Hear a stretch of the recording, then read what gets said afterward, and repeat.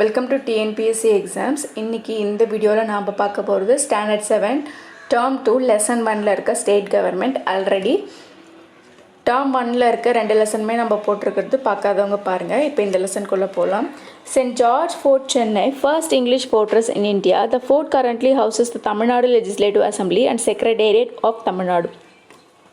First British வந்து நம்ம நாட்டுக்கு வராங்க. அப்போ அவங்க தங்குறதுக்கு ஒரு இடம் பார்த்துக்குள்ள தான் இந்த சென்ட் ஜார்ஜ் ஃபோர்ட் வந்து நான் கட்ட ஆரம்பித்தாங்க. எங்கே கட்டியிருக்காங்கன்னா சென்னையில் கட்டியிருக்காங்க.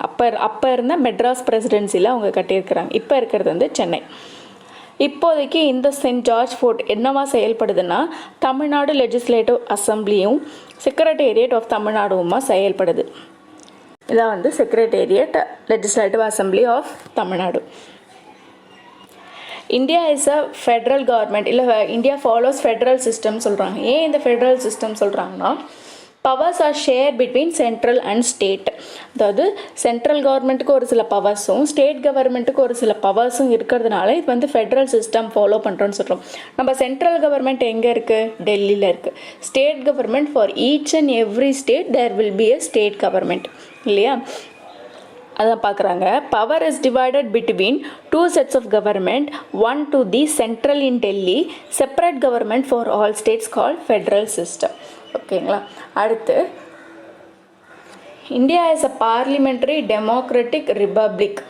பார்லிமெண்ட்ரினா நம்ம என்ன சிஸ்டம் ஃபாலோ பண்ணுறோம்? பார்லிமெண்ட்ரி சிஸ்டம் ஃபாலோ பண்ணுறோம். லோக்சபா, ராஜ்யசபா. டெமோக்ராட்டிக் அண்ட் ரிப்பப்ளிக்னா ஜனநாயக நாடுவாக வந்து நாம் இருக்கிறோம்.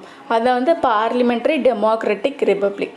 இப்போது சென்ட்ரலில் யார் இருப்பா, ஸ்டேட்டில் யார் இருப்பான்றதை சொல்லியிருக்காங்க. சென்டரில் யார் ஃபார்ம் பண்ணுவாங்கன்னா president, prime minister plus council of minister. ஸ்டேட்டில் பார்த்தோம்னா governor, chief minister plus council of minister. The president தான் வந்து head of the Indian union. Prime minister தான் வந்து smooth functioning of the government கொண்டு போகிறது யாருன்னா பிரைம் மினிஸ்டர் தான். அதே போல் தான் வந்து ஸ்டேட் கவர்மெண்ட். ஸ்டேட் கவர்மெண்ட்டுக்கு கவர்னர் தான் வந்து head of the state executive.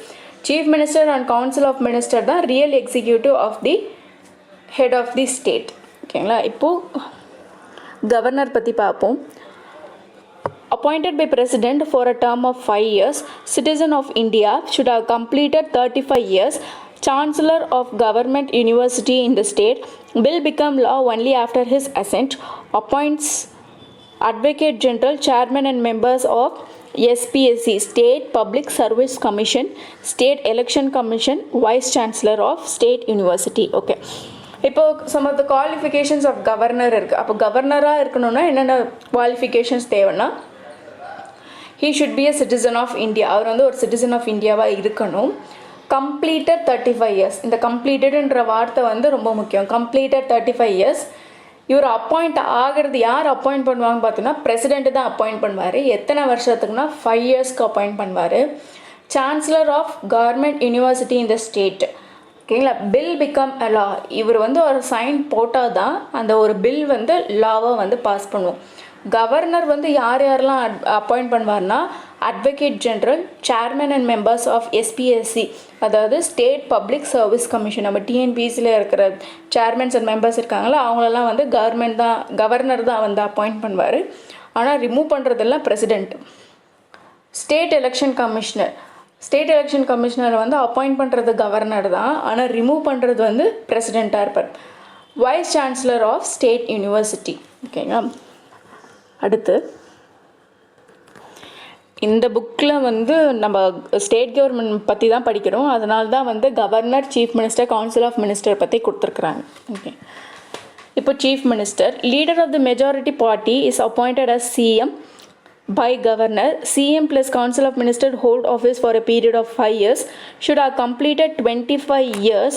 MLA, MLC completed 30 years. Council of minister is collectively responsible to state legislative or legislature. Okay. Main organs of state government are the legislative, executive and judiciary. Okay.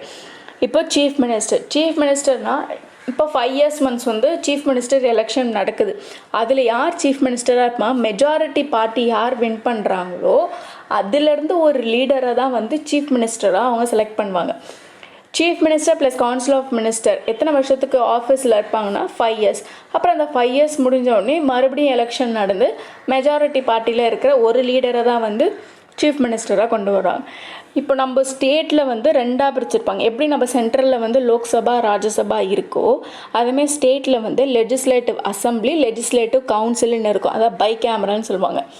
ஆனால் நம்ம தமிழ்நாட்டில் வந்து இந்த 2 part இது legislative council and legislative assembly கிடையாது. Only legislative assembly இருக்குது. அப்போ legislative அசம்பிளியில் elect ஆகிறவங்க எல்லாருமே என்னன்னு சொல்லுவாங்கன்னா எம்எல்ஏன்னு சொல்லுவாங்க. மெம்பர் ஆஃப் லெஜிஸ்லேட்டிவ் அசம்பிளின்னு சொல்லுவாங்க. அதேமாரி லெஜிஸ்லேட்டிவ் கவுன்சிலில் எலெக்ட் ஆகிற மெம்பரெல்லாம் என்ன சொல்லுவாங்கன்னா எம்எல்சி மெம்பர் ஆஃப் லெஜிஸ்லேட்டிவ் கவுன்சில்னு சொல்லுவாங்க. Okay, what are these qualifications for an MLA and an MLC அப்படின்னு பார்த்தோம்னா MLA member of legislative assembly ஆகிறதுக்கு ஷுட் ஹவ் கம்ப்ளீட்டட் 25 years. அதுவே லெஜிஸ்லேட்டிவ் கவுன்சிலில் மெம்பராக எலெக்ட் ஆகிறதுக்கு வந்து he should have completed 30 years. ஓகேங்களா? கவர்னருக்கு கம்ப்ளீட்டட் 35, எம்எல்சிக்கு வந்து கம்ப்ளீட்டட் 30, எம்எல்ஏக்கு வந்து கம்ப்ளீட்டட் 25. கிளாரிட்டியாக இருக்கணும். Council of Minister is responsible to state legislative or legislative தான். ஆக்சுவலி அது நான் எழுதியிருக்கக்கூடாதீங்க. Council of Minister is collectively responsible to the state legislative assembly. ஓகேங்களா? Main organs of the government are legislative, என்ன அந்த legislative கவுன்சிலோ அசம்பிளியோ, executive and judiciary. ஜுடிஷியரின்றது வந்து இந்த ஹைகோர்ட், ஸ்டேட்டில் இருக்கிற ஹைகோர்ட். எக்ஸிக்யூட்டிவ்ன்றது இவங்க தான் வருவாங்க, சிஎம்ஸு, கவுன்சில் ஆஃப் மினிஸ்டர்ஸு, அவங்களாம் தான். ஜுடிஷியரி பார்ப்போம். High court is the highest court of the state, independent body. President appoint the chief justice and hold office until he complete the age of 62. Other courts, district court, tribunals and family. Okay. Lok Adalat also have been established by the government of India to settle dispute through conciliations and compromise. இப்போது நம்ம state கவர்மெண்ட்டில் இருக்கிற highest court பார்த்தோம்னா அது வந்து high court தான். இது ஒரு ஸ்டேட்டுக்கும் இருக்கும். ஒரு சில ஸ்டேட்ஸ்க்கு வந்து கம்பைண்டாக நம்ம ஹைகோர்ட் பார்க்கலாம்.